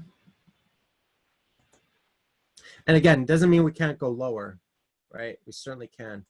With Bitcoin, pretty much, you know, retrace into the initial resistance right there, also with an uptick in volume. So you kind of see we had this nice little breakout here. It's the first pop, right? When we start to see the life come into crypto, the start of that fresh bull season when we broke the all-time highs. And this was the first point of resistance. This was right around the whole Bitcoin hard fork drama, user activate soft fork. We were we hit resistance there because it was the first major pop on this rally, but also fundamentally there was a lot of uncharted territory. So no one really knew how that was going to play out. And obviously it worked out nicely. Also kind of looks like if we get into, you know, we kind of do have a bit of a descending wedge pattern, which tends to be a bullish pattern. This is something been playing out. So technically we did break the descending wedge, and it's been showing green with an increase in volume. So it's been doing sideways. So this break of the descending wedge and some sideways to me could be an indication of accumulation. Time will tell. We'll see. Obviously, if it breaks below this and goes lower, then now we're starting to give back all the entirety of the bull trend, and that starts to get into some very dicey territory. You never know; it's certainly possible. But here's the thing: market sentiment-wise, and I kind of gauge this too a little bit. Sometimes I'll put out tweets and see how popular they are, and I put out one tweet, you know, several weeks ago saying, what was it? I may be one of the few people in crypto who want the market to go sideways until 2020. Well, it turns out I'm not one of the few people. There's like 671 people like that and a ton of comments. And what I got out of that is that there's still a lot of new blood in the game. There's still a lot of fresh blood, fresh investors, new investors, the ones who survived, or maybe new ones coming into the market, who basically want time to accumulate. So like in 2015, I actually didn't want Bitcoin to take off, right? In 2015, when Bitcoin was going sideways, I was like, please don't take off. Let me get some more Bitcoin. Let me get some more Bitcoin. That's the theme for the whole year. Got to get more Bitcoin. Got to get more Bitcoin. Please. That's why my portfolio was like 95% Bitcoin or whatever, because I was just, I felt like I saw the writing on the wall. I had a lot of conviction. Obviously, could have failed. Whatever. It didn't. Did well. The plan worked out on that cycle. I did hit the home run. Now I want to hit the grand slam. But I wanted that time. I was really, really grateful that Bitcoin chopped around between $200 to $300 for 10, 11 months. I was really grateful to have that amount of time to go work in it full time and try to get as many BTC as I could, because I knew once it started taking off, then the price would get higher and higher and it would become a lot more unattainable to accumulate Bitcoin. It'd be a lot more difficult to accumulate Bitcoin. So I get the sense there's still a lot of survivors from this last cycle. Maybe there's some fresh investors and stuff, but there's still a lot of survivors. Those who persevered probably want the time to be able to accumulate. The reason why I want it isn't necessarily because I need more time to accumulate or whatever. I have the capital for it, but I'm just really enjoying taking a break from markets being crazy all the time. And also I want to save money on my 2019 taxes. So a little bit of a different reason, but it seemed very popular. And then out of a lot of those comments, a lot of people wanted lower prices. A lot of people are like, oh, I'd love 1K. That'd be great, blah, blah, blah. And it's like, wow, okay. People really want some cheap Bitcoin. There's a lot of demand for 1K Bitcoin. Let's just say that. There's a ton of demand for, now, whether or not if we did get there, let's just say, worst case scenario, we did get there, who knows if that demand would still be there, right? It's one thing to think one wants that, and it's another thing to actually be at 1K Bitcoin. All right, so end of long rant, just to reiterate my strategy and my thoughts. And now I'm going to go into quick news. I guess we did a lot more on the technicals and the little bit on the fundamentals, not so much on news today. But this is interesting. It's been kind of a quiet week, but apparently there's a Canadian town, a municipality that will be accepting property tax in crypto. That's an interesting move in an interesting direction. I think there was a state too in the United States that's accepting crypto. So suddenly, like, if you could start paying your bills or your property tax, and if the government start to accept crypto as a payment, that further legitimizes it into the mainstream. It also kind of removes the need to go from crypto to fiat. So kind of, it's more of a direct path, right? It's kind of a direct path. So that's certainly interesting news. If we start to see, I'm going to keep my eyes out for that. If we start to see a lot more of that, that'll be good. Apparently, Bitmain is postponing their IPO. Surprise, surprise. I think they got wrecked on a bunch of Bcash, a little too heavy or whatever on it. So they're delaying it. So that's not like huge news. It didn't seem like there was a ton of news this week. Interesting from a market technical standpoint, not so interesting as far as news this week.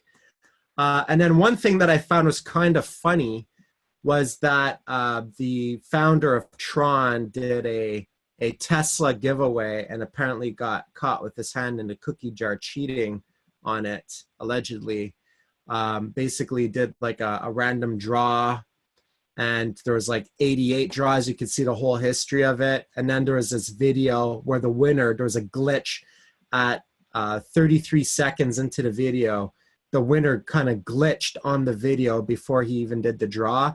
So there's a lot of speculation that maybe this giveaway was gamed or so on and so forth. So that's the allegation. That doesn't surprise me. But that doesn't really surprise me. To me, I'm personally just not a big fan of the whole 20+ delegated proof of stake model. It's very popular right now. EOS is doing it. The BitShares model. We'll just call it the BitShares model because BitShares kind of created that model. EOS is doing it. Neo's doing it. Tron's doing it. Blah, blah, blah. It's like where you get 20 plus block producers, delegators that you could vote for, and they produce all the blocks and get all the rewards and so on and so forth. And the reason why I'm not a huge fan of that model is predominantly like when you have these ICO projects and coins, it's way too easy to game that system. You know, EOS did a year-long ICO, and there's some analysis and speculation that they might have recycled their own Ethereum between the ICO and Bitfinex. Basically, someone invests in the ICO with Ethereum, you take that same Ethereum and you send it to Bitfinex, you know, and then you go back and you buy some more EOS. You just keep doing that. You cycle it over and over and over again, right? Maybe you dump some of your EOS during the ICO and you pour that Ethereum into buying more EOS or whatever, right? Just keep this cycle so you can, we don't know how much supply that the founders or so ever got for themselves because there's no way to real, you know, it hasn't been audited. There's no proof of anything. So if you just and plus you can basically in an ICO, you could just give yourself a certain percentage of the tokens, a high percentage. So when you have that kind of model, it's very easy to be a delegate. You could just keep voting for yourself or voting for your comrades to be the delegates. And so not only do you get the lion's share of token supply, but you also keep getting all the block rewards, right? So someone's asking, how is that different than Tezos? So here's the main difference between that. With Tezos, even there's one mistake that I think Tezos did in its marketing approach is initially in the white paper and stuff, they called it delegated proof of stake. And then someone in the Tezos community said, we should rebrand that or rename it so that it actually differentiates from other projects that actually use delegated proof of stake, such as EOS or BitShares and stuff. So they kind of rebranded it into liquid proof of stake.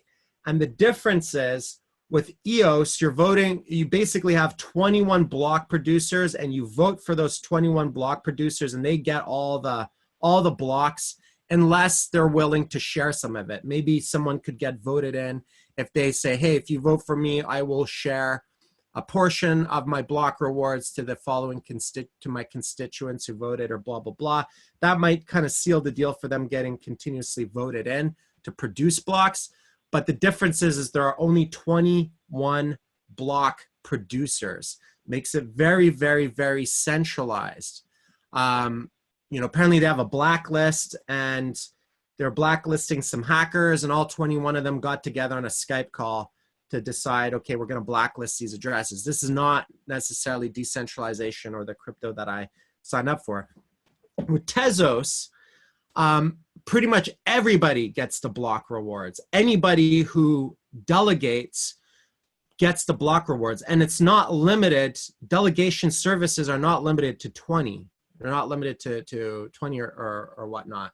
So you could basically have 1,000 delegation services or, you know, several hundred of them or whatever. It's very decentralized. So it's not a fixed amount of there's only 20 that produce the blocks. Anyone who does delegate in Tezos gets a part of the reward.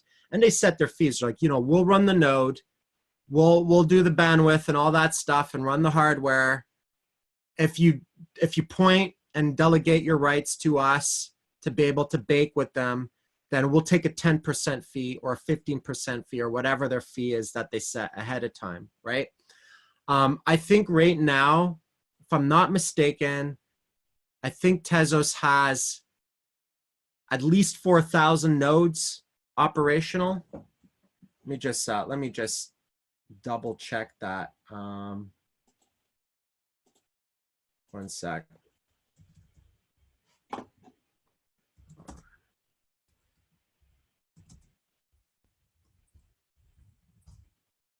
Let's see.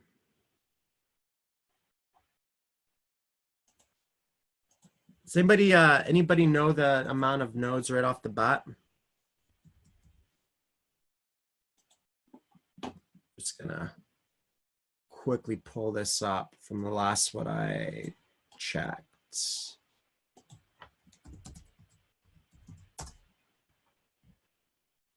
There are,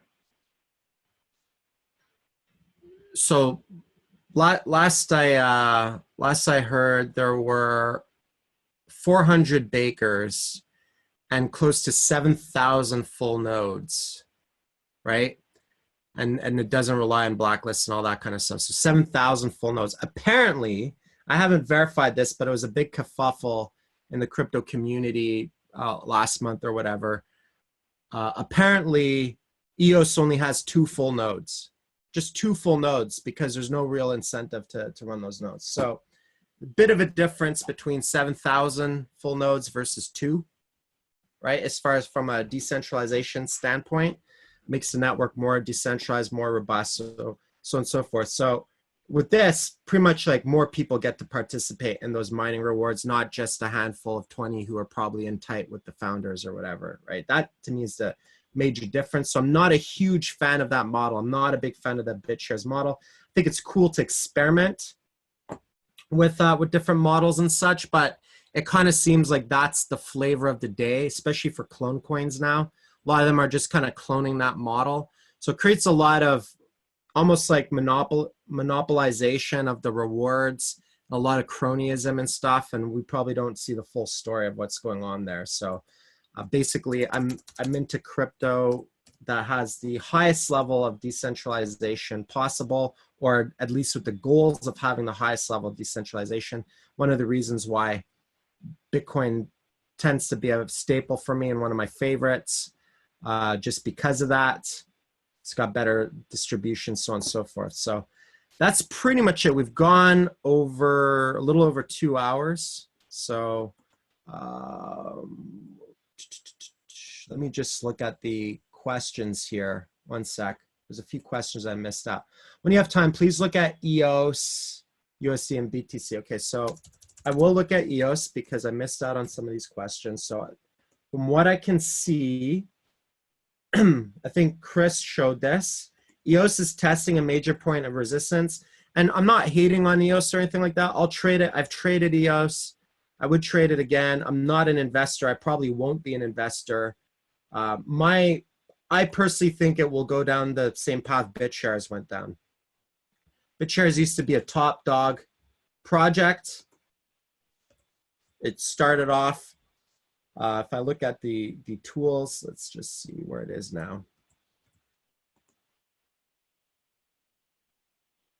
It is ranked number 41, so still not doing terrible, right? So it's like right around here. It's not doing terrible, but it used to be a top 10 project, top 5 project back in the day, and it just kind of slowly.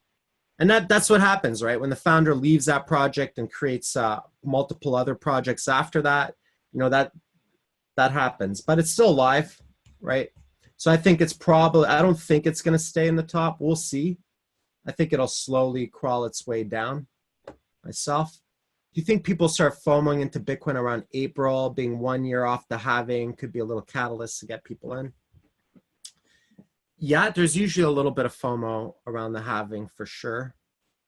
Usually, though, we start to see halving hype cook up closer to the halving. I mean, the markets certainly can trend. One last thing I want to point out is because we're seeing this a lot in altcoins, where we're seeing this prior support on descending triangles suddenly being tested as resistance. EOS, Litecoin did the same thing. In my opinion, I think that there is a higher probability of Bitcoin doing the same, right? You can kind of see it with Litecoin, just retested the support. It hasn't quite come up. It has to come up to this area, but other coins and projects have. I wouldn't be surprised to see Bitcoin eventually retest the 6K area. It's just taking a while to do. I'm leaning more towards that probability than a breakdown, but it's still always good to look at both scenarios and prepare for that. QLC.